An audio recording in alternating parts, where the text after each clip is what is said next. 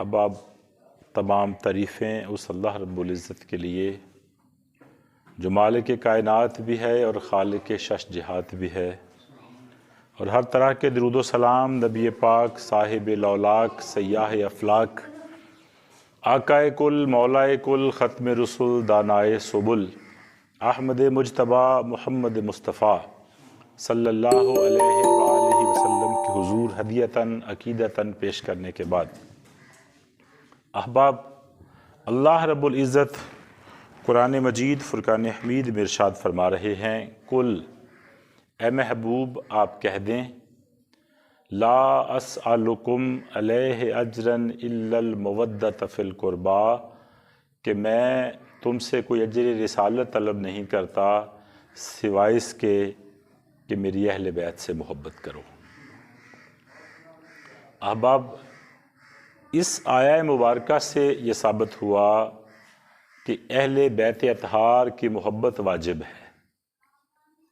اللہ رب العزت خود قرآن مجید فرقان حمید میں فرما رہے ہیں کہ محبوب اپنے محبت کرنے والوں سے آپ ارشاد فرما دیں، اپنے امتیوں سے آپ یہ حکم فرما دیں کہ میں تم سے کوئی اور بدلہ نہیں لینا چاہتا، کوئی اور اجر طلب نہیں کرتا، اس پر کوئی اور جزا میں آپ لوگوں سے نہیں مانگتا سوائے اس کے کہ میری اہل بیت سے محبت کرو۔ آپ صلی اللہ علیہ وآلہ وسلم نے تبلیغ اسلام کے لیے بہت مشقتیں برداشت کی۔ جب آپ نے اعلان نبوت فرمایا تو سارے کفار مکہ آپ کے دشمن ہو گئے۔ آپ صلی اللہ علیہ وآلہ وسلم کو طرح طرح کی تکلیفیں دینے لگے۔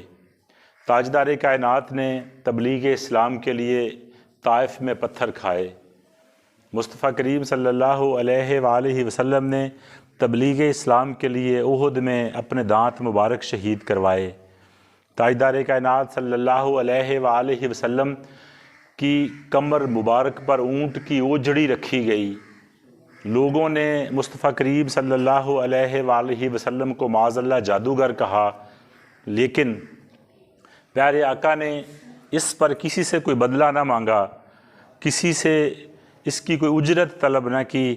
فرمایا، لوگو، میں نے تمہارے تک دین کی تبلیغ کو پہنچا دیا، میں نے اللہ کا پیغام تمہارے تک پہنچا دیا، میں اس پر تم سے کوئی اجر نہیں مانگتا، اس پر میں تم سے کوئی بدلہ نہیں مانگتا سوائے اس کے کہ میری اہل بیت سے محبت کرو۔ احباب، اگر دیکھا جائے تو اہل بیت اطہار کی محبت یہ بھی ہمارے لیے ہی بھلائی ہے۔ پیارے آقا اپنی امت سے کس انداز میں پیار کرتے ہیں، مصطفیٰ کریم اپنے نوکروں سے، اپنے غلاموں سے کس طرح محبت فرما رہے ہیں۔ فرمایا، لوگو، میری اہل بیت سے محبت کرو، اور اس کا فائدہ کیا ہے؟ اس کا فائدہ بھی ہمیں ہی پہنچنے والا ہے۔ اس میں ہمارا اپنا ذاتی فائدہ ہے، اور مصطفیٰ کریم نے ایک فیصلہ فرما دیا کہ اگر تم میری اہل بیت سے محبت کرو گے تو پھر تمہارے ایمان کی حفاظت کی جائے گی۔ میرے مصطفیٰ نے ارشاد فرمایا، لوگو، اللہ سے محبت کرو۔ اللہ سے محبت کس لیے کرو؟ فرمایا، اللہ سے محبت کرو اس لیے کہ وہ تمہیں نعمتیں عطا فرماتا ہے۔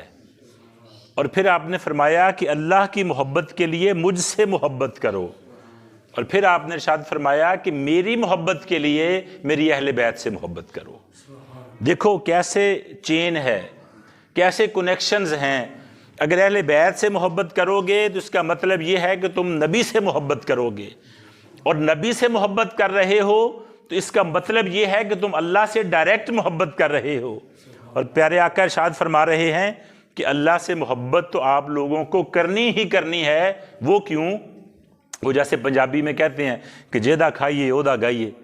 اگر اللہ ہمیں رزق عطا فرما رہا ہے، اللہ ہمیں نعمتیں عطا فرما رہا ہے، تو ہم نے اس سے محبت تو کرنی ہے، اس کا شکر تو ادا کرنا ہے۔ لیکن سنیے، مصطفیٰ کریم ارشاد فرما رہے ہیں کہ اللہ سے تو محبت تم اس لیے کرتے ہو کہ وہ تمہیں نعمتیں عطا فرماتا ہے۔ فرمایا، مجھ سے محبت اس لیے کرو کہ تم اللہ سے محبت کرتے ہو، اللہ کی محبت ہی میری محبت ہے۔ اور پھر آپ نے ارشاد فرمایا کہ میری اہل بیت سے اس لیے محبت کرو کہ تم مجھ سے محبت کرتے ہو، اور فرمایا جو میری محبت ہے وہ بھی اہل بیت ہی کی محبت ہے۔ احباب،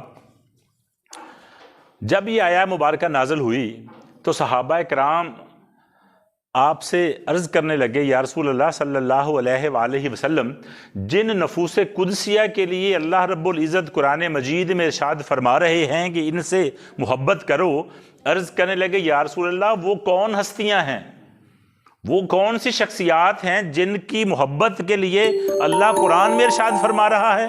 تو میرے مصطفیٰ نے کہا لوگوں سنو، وہ فاطمہ ہے، وہ علی ہے، وہ حسن ہے اور وہ حسین ہے۔